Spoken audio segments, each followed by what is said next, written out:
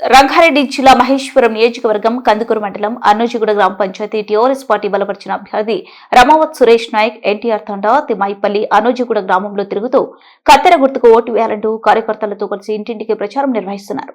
గ్రామంలో నెలకొన్న త్రాగునీరు, మురికి కాలువ నిర్వహణ, వీధి లైట్లు, రైతులకు కూరగాయల మార్కెట్, విద్యార్థులకు క్రీడా ప్రాంగణం, అనేక అభివృద్ధి కార్యక్రమాలకు గ్రామం నుండి ఫోర్త్ సిటీలో భాగంగా అభివృద్ధి వేగవంతం అయ్యే అవకాశాలున్నాయని టీఆర్ఎస్ పార్టీ మాజీ సర్పంచ్ కాకి దశరథ్ ఆధ్వర్యంలో ఎమ్మెల్యే సబితా ఇంద్రారెడ్డితో కలిసి నిధులు సేకరించి గ్రామాన్ని అభివృద్ధి చేస్తానని తెలిపారు.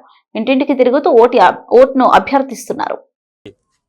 కాకి దశరథ నాయకత్వంలో నాకు క్యాండిడేట్ గా నిలబెట్టినందుకు సర్పంచ్ గారికి ఒక ధన్యవాదాలు. ఇంతకుముందు నేను ఒక వార్డు నెంబర్ లాగా ఉన్నాను. ఆ వార్డు నెంబర్ నాకు ఇచ్చినా కానీ నేనేమో సైలెంట్గా ఉండలేదండి.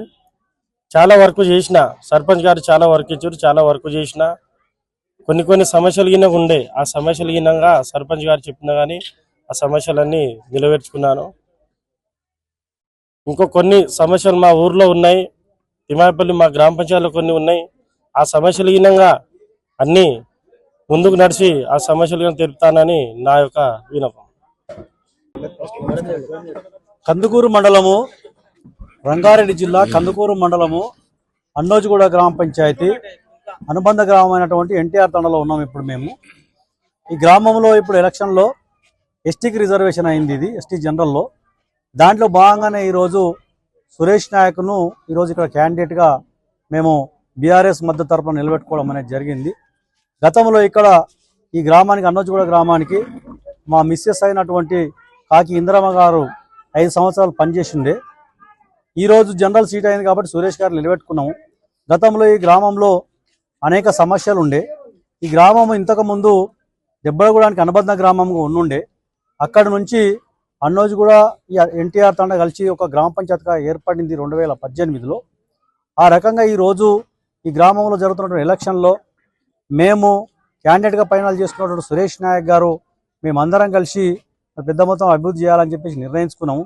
ఇంతకుముందు ఇక్కడ సీసీ రోడ్లు కానీ, అదే రకంగా అండర్ డ్రైనేజీలు కానీ, ఇంకా వీధి లైట్లు కానీ అనేక సమస్యలు ఉంటుండే. ఇక్కడ మేము గతంలో ఇక్కడ సర్పంచ్గా ఎన్నికైనప్పుడు, మా మిస్సెస్ గారు ఎన్నికైనప్పుడు ఆ సమస్యలన్నీ కూడా ఒకటిగా పరిష్కారం చేసి ఈరోజు గ్రామము అభివృద్ధి పదంలో నడవడానికి అనేక ప్రయత్నాలు చేసినాం, నడుస్తూ ఉన్నది. ఇక్కడ ఈరోజు ఫోర్త్ సిటీ ఆనుకొని ఉన్నటువంటి గ్రామం ఇది. మా గ్రామం చుట్టూ ఫోర్త్ సిటీ చుట్టూగా రావడం అనేది జరుగుతుంది. మా భూములన్నీ కూడా ఈరోజు ఫోర్త్ సిటీలో కలిసిపోతూ ఉన్నాయి. ప్రభుత్వం నుంచి కూడా సరి అయినటువంటి అనుకున్నంత ప్రోత్సాహం దొరకట్లేదు. ఈరోజు ఇంకా ఇక్కడ కోట్ల రూపాయల ఎకరం భూమి ఉంటే ప్రభుత్వం నామమాత్రంగా ఇవ్వడం అనేది జరుగుతూ ఉన్నది.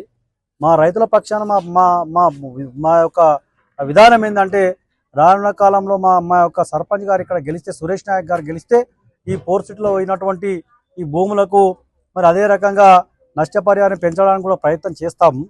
కాబట్టి ఇంకా ప్రజలకు ఇంకా అనేక సమస్యలు ఈరోజు ప్రభుత్వం నుంచి రావాల్సి ఉన్నది. రైతు బంధు కానివ్వండి, అదే రకంగా కళ్యాణ లక్ష్మిలో ఇంకా తులం బంగారం ఇవ్వడం అనేది గత నడుస్తున్నటువంటి ప్రభుత్వం ప్రకటించినారు. కాబట్టి తులం బంగారంతో పాటు ఇంకా ఈ వృద్ధులకు 4000 పింఛను వస్తూ ఉన్నది, ఆసరా పింఛను. ఇది దాన్ని 2000 నుంచి 4000కి పెంచుతామని చెప్పారు.